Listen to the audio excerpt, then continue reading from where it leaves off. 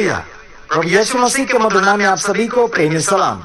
जय यीशु मानव सेवा में आप सबका हार्दिक स्वागत है।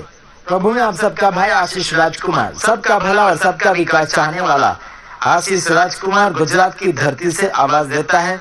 प्रभु यीशु मसीह के नाम में आप सभी को प्यार भरा नमस्कार और जय यीशु कहते हैं। और साथ ही साथ आपको हम कुछ फरमाना चाहेंगे।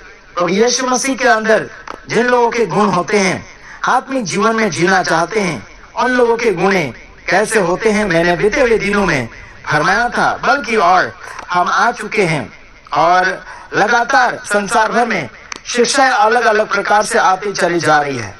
आपने ध्यान दिया होगा, कोई क्या बोलते हैं, कोई क्या बोलते हैं और कोई क्या सुनते हैं और कोई क्या सुनवाई करते हैं। काफी लोग मेरे ऊपर फोन करते हैं, जगह जगह काम या फिर मजदूरी करने के लिए जाते हैं, वहां पर चर्च की तलाश में लोग रहते हैं और मुझे पूछताछ करते हैं कि आपकी नजर में कोई अगर चर्च होगा तो जरूर हमें बताइए, ऐसे कहते हैं। लेकिन चर्च की तलाश के लिए मुझे फोन ना करें, क्योंकि मैं चर्च के लोगों के ऊपर भरोसा नहीं करता हूं।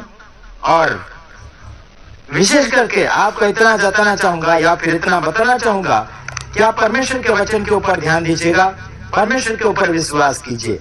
आपका विश्वास प्रभु यीशु मसीह को खुश करना चाहिए। हालांकि आपका विश्वास ही नहीं है तो आप चाहे चर्च ढूंढो या फिर कहीं भी ढूंढो, आपको कोई फायदा होने वाला नहीं है। तो आइए देख लेते हैं पहला पत्रस उसका 4 अध्याय उसका 1 वचन से हम आगे की ओर पढ़ना चाहेंगे। हाँ, इसलिए जबकि मसीह ने शरीर में होकर दुख उठाया तो तुम भी उसी मनसा को हथियार के समान धारण करो, क्योंकि जिसने शरीर में दुख उठाया वह पाप से छूट गया। जिसने शरीर में दुख उठाया वो पाप से छूट गया। जैसे कि प्रभु यीशु मसीह ने भी दुख झेला था आपके और मेरे लिए, क्या आप और मैं दुख नहीं झेल सकते? पाप से आजादी होने के लिए आपको दुखों से संघर्ष करना पड़ेगा और आपको युद्ध लड़ना पड़ेगा। दुखों से दूर हो भी जाओगे और आत्मिकता में आगे प्रवेश करते चले जाओगे। तो मैं इतना कहना चाहूंगा, अगर यीशु मसीह ने दुख झेला तो क्या आप दुख नहीं झेल सकते?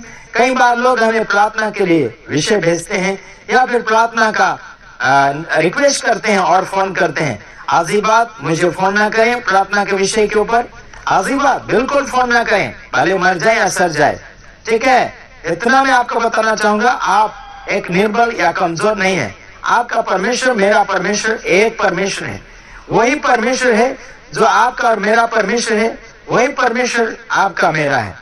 तो आप भी प्रार्थना कर सकते हैं और आप भी आगे बढ़ सकते हैं, ठीक है?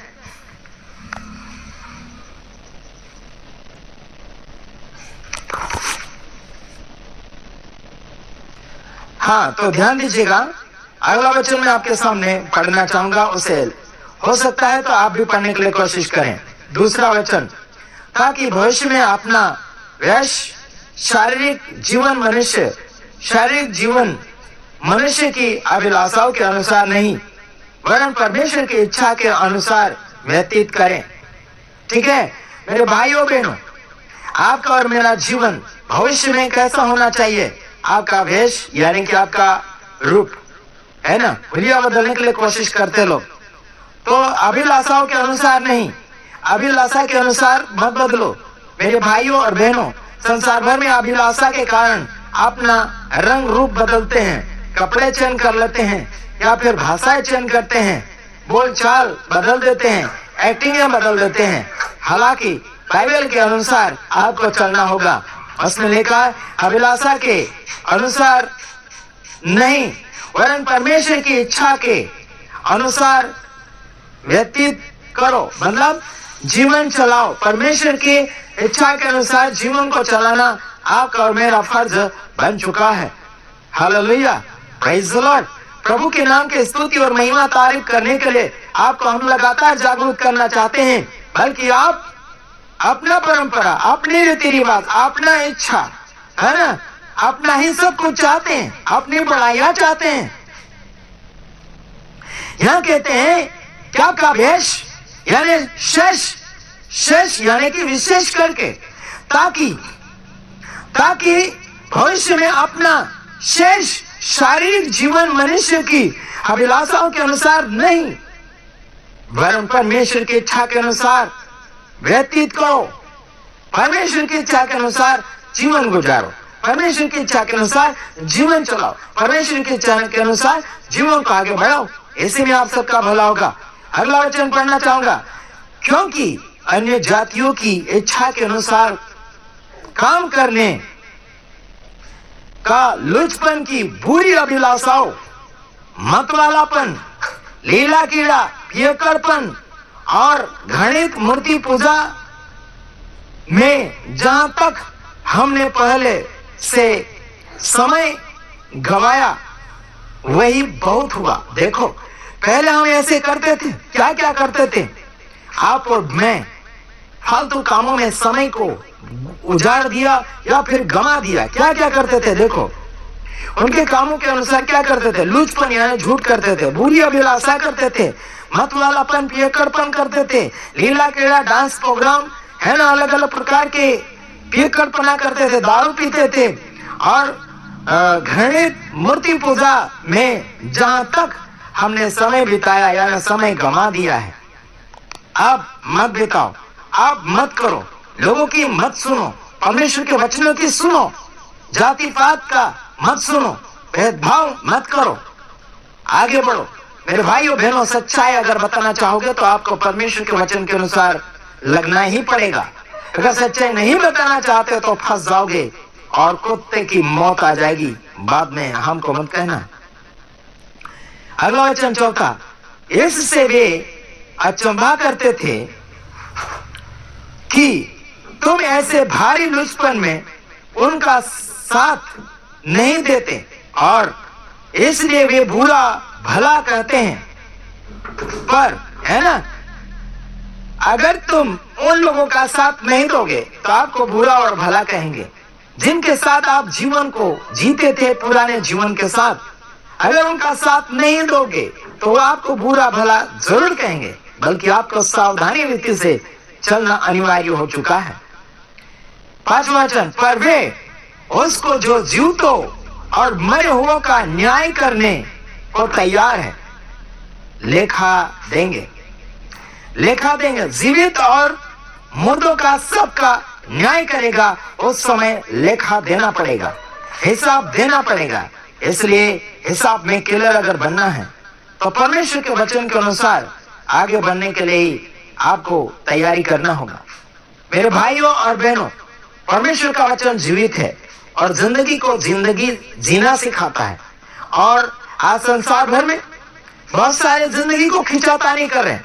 कुछ तो अपने भूलों को नहीं मान रहे, कुछ तो अपने बस अपने शिक्षा के ऊपर लगे हुए हैं, एक ही बात पर अड़े हुए हैं। उन्हें अकड़ू कहा जाता है या फिर घमंडी कहा जाता है, जिनमें प्यार का कोई भी अस्तित्व नहीं है। सुधारा करना चाहिए, बल्कि चोट के बदले चोट नहीं, बुराई के बदले बुराई नहीं करना, बुराई के बदले बुराई नहीं करना चाहिए। हालांकि संसार भर में अगर किसी ने बुराई कर दिया तो उसके बदले में बुराई कर रहे हैं। मेरे भाइयों और बहनों, आपका काम क्या है?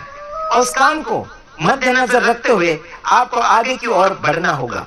आपको जो परमेश्वर ने हथियार दिया है आत्मिक रीति से, उस हथियार को इस्तेमाल करने के लिए कोशिशें करें, वरना हाथ धो बैठोगे, जो भी पाया वो भी खो दोगे।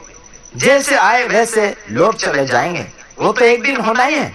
बल्कि आपको परमेश्वर ने जिस वरदानों से भरा है, मालामाल किया है, वो आप बताइए। दिया जलाकर आप ढाकिए मत, दिया जलाकर आप उसे खटिया के नीचे या फिर टोकरी के नीचे मत रखिए, दीवार के ऊपर रखिए, ताकि आने जाने वालों को प्रकाश दें और आप ज्यादातर विकासता में बढ़ते चले जाएं। हालांकि आपकी अगर कोई बुराई करता है तो आप उसके बदले में बुराई ना करें, बल्कि आपको सच्चे तरीके से आप बुराई को भलाई से जीत सकते हैं और उसके ऊपर अंगारों का ढेर लगा सकते हैं, यानी कि अच्छाइयों का ढेर। दिमाग की हालत उनकी बिगड़ चुकी है जो अकड़ू जिंदगी को जीते हैं। अकड़ू जिंदगी यानी घमंडी जिंदगी, अपने ऊपर ही भरोसा रखते हैं, परमेश्वर के ऊपर नहीं।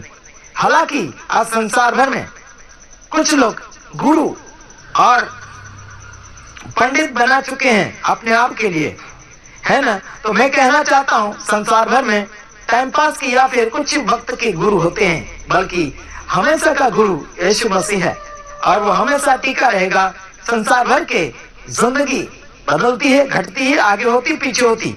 ठोकर खाने वाली जिंदगी को जीने लग जाते हैं लोग, बल्कि आप अगर ठोकर नहीं खाना चाहते हैं तो परमेश्वर के वचन के साथ आगे बढ़िए, इसी में आप सबका भला होगा। वरना आपका सेवा करना मुश्किल हो जाएगा और खतरों में पड़ जाएंगे और आपको खतरे से बाहर निकालने वाला कोई भी आपको नजर नहीं आएगा। इसलिए सावधानी रीति से आगे बढ़िए, इसी में आप सबका भला होगा। तो आइए यहीं पर हम समाप्त करना चाहते हैं और विराम लेना चाहते हैं। दूसरे वीडियो के साथ हम तुरंत आ रहे हैं। God bless you. प्रभु आप सबको आशीष करें। आमीन।